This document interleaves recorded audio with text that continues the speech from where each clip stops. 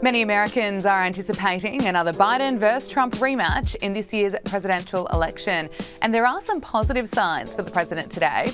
The latest national poll shows Joe Biden leading over former President Donald Trump in the popular vote. The Quinnipiac University survey shows Joe Biden leading Donald Trump 50% to 44%. Now, Biden's strong numbers are being driven by the support of female voters, independents, and voters with college degrees. The poll also shows Republican presidential candidate Nikki Haley topping Biden by 5 points in a hypothetical November showdown. But looking closer at the survey, the president's job approval rating stands at 41%, and 55% say they disapprove of his performance while in office. A majority of voters say they disapprove of Biden's handling of the economy, foreign policy, the southern border, and the Israel-Hamas war. But this poll comes as a bit of a surprise, as the Real Clear Politics average of polling data shows Joe Biden trailing Donald Trump 47.1% to 44.6%. Right now, you'd say Biden's the underdog. Trump is ahead in virtually every national poll. He's certainly ahead in our poll by 4 or 5 points. Yep. Even more when Robert F. Kennedy is put in there.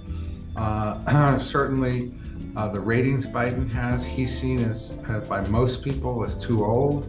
72% said that they didn't think he would serve the entire serve the entire term, and so he's kind of working against a bad issue environment. Questions about his personal fitness for office. I mean, this is about as difficult a campaign as you get. Another poll published today by Bloomberg News Morning Consult showed Biden lagging behind Trump in 7 key battleground states, 6 of which the Democrat won in 2020. Look at this Bloomberg Morning Consult poll. North Carolina, double-digit lead for Trump. Nevada, double-digit. Wisconsin, 8%. Arizona, 8%. Georgia, 7%. This is a real worry for the Democratic Party, you'd think. Well, yeah, you'd think that, especially because these are swing states. These are states Trump absolutely needs to win. They are states that many of them went the other way in the 2020 election, the last one they had.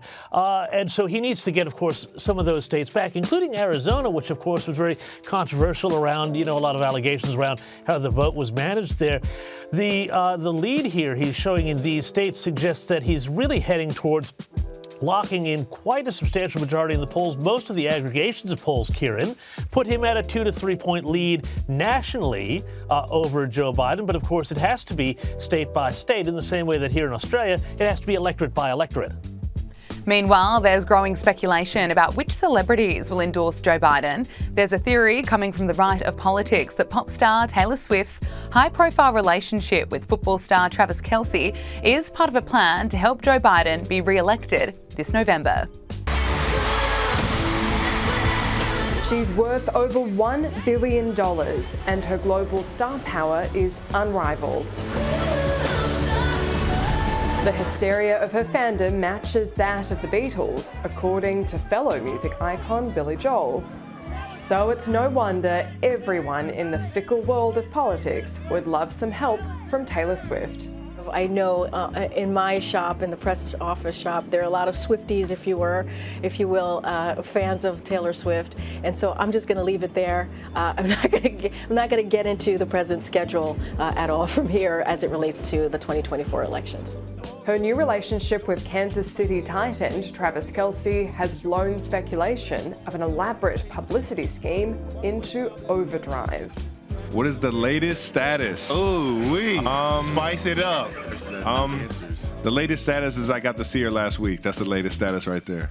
Her attendance at the Kansas City Chiefs games has generated an estimated $331 million, around 500 million Australian dollars for the team and the National Football League.